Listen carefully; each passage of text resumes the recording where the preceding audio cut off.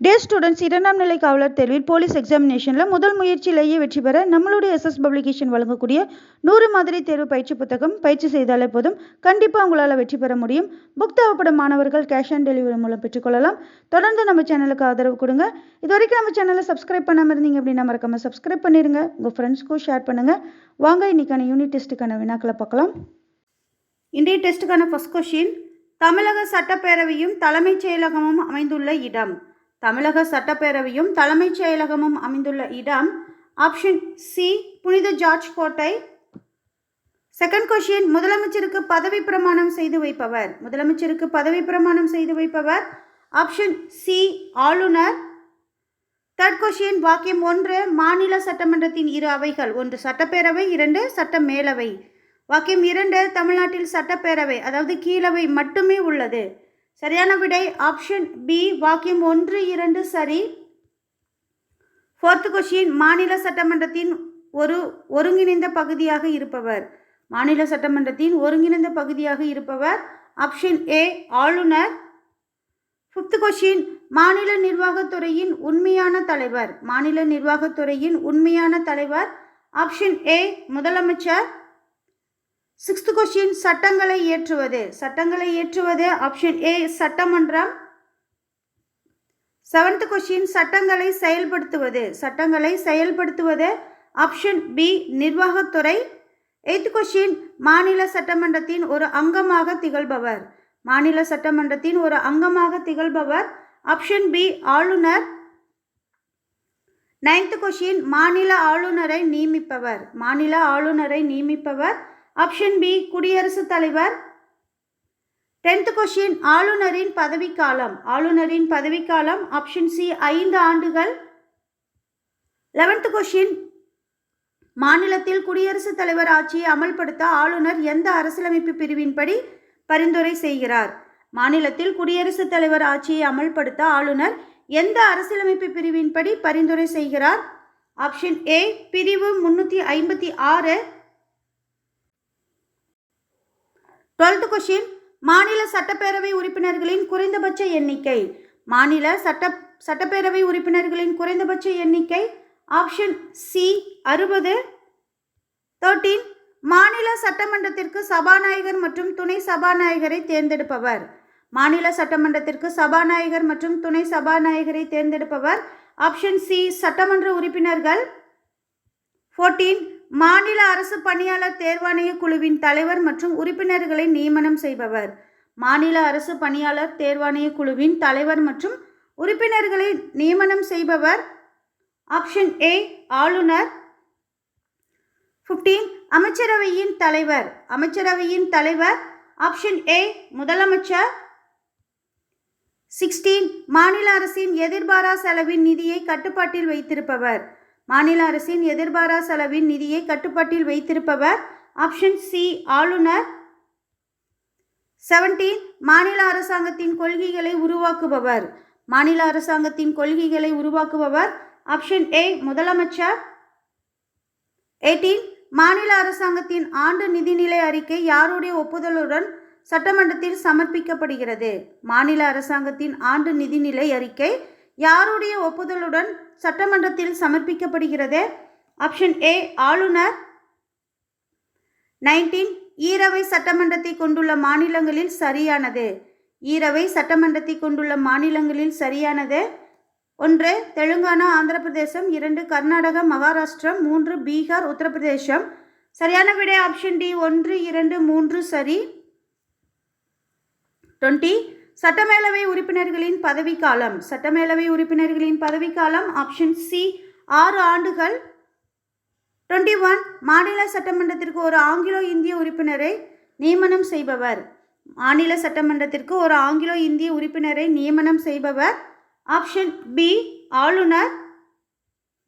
22, மாநில சட்டமன்ற கூட்டத்திற்கு தலைமை தாங்குபவர். மாநில சட்டமன்ற கூட்டத்திற்கு தலைமை தாங்குபவர் ஆப்ஷன் பி சபாநாயகர். 23, வாக்கியம் 1, நெருக்கடி நிலை நடைமுறையில் உள்ளபோது சட்டமன்றம் தனது சட்டமியற்றும் அதிகாரத்தை பயன்படுத்த இயலாது. வாக்கியம் 2, மாநில அமைச்சரவை சட்டமன்றத்திற்கு பொறுப்புள்ளதாகவும் மற்றும் பதிலளிக்கவும் கடமைப்பட்டுள்ளது. சரியான விடை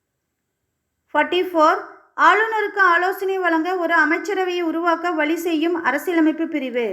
ஆளுநருக்கு ஆலோசனை வழங்க ஒரு அமைச்சரவையை உருவாக்க வழிவகை செய்யும் அரசியலமைப்பு பிரிவு. ஆப்ஷன் டி சட்டப்பிரிவு 163. 45. மாநில அரசின் உண்மையான அதிகார மையமாக விளங்குவது. மாநில அரசின் உண்மையான அதிகார மையமாக விளங்குவது. ஆப்ஷன் சி அமைச்சரவை. 46. ஆளுநருக்கு ஆலோசனை வழங்க முதலமைச்சரை தலைவராக கொண்ட அமைச்சரவை இருக்கும் என கூறும் அரசியலமைப்பு பிரிவு. ஆளுநருக்கு ஆலோசனை வழங்க முதலமைச்சரை தலைவராக கொண்ட அமைச்சரவை இருக்கும் என கூறும் அரசியலமைப்பு பிரிவு. ஆப்ஷன் சி சட்டப்பிரிவு 163 ஒன்று. 47. சட்டமேலவையின் பதவிக்காலம். சட்டமேலவையின் பதவிக்காலம். ஆப்ஷன் டி நிரந்தர அவை. 48. தமிழ்நாடு சட்டமேலவை நீக்க மசோதா இயற்றப்பட்ட ஆண்டு. தமிழ்நாடு சட்டமேலவை நீக்க மசோதா இயற்றப்பட்ட ஆண்டு. Option C 1986. 49. சட்டமேலவை உருவாக்கம் பற்றி கூறும் அரசியலமைப்பு பிரிவு. சட்டமேலவை உருவாக்கம் பற்றி கூறும் அரசியலமைப்பு பிரிவு. ஆப்ஷன் சி பிரிவு 169. 50. 2 அல்லது 2ற்கு மேற்பட்ட மாநிலங்களுக்கு ஒரு பொதுவான நீதிமன்றத்தை நிறுவ நாடாளுமன்றத்திற்கு அங்கீகாரம் வழங்கிய சட்ட திருத்தம். 2 அல்லது 2ற்கும் மேற்பட்ட மாநிலங்களுக்கு ஒரு பொதுவான நீதிமன்றத்தை நிறுவ நாடாளுமன்றத்திற்கு அங்கீகாரம் வழங்கிய சட்ட திருத்தம். ஆப்ஷன் சி 7வது சட்ட திருத்தம்.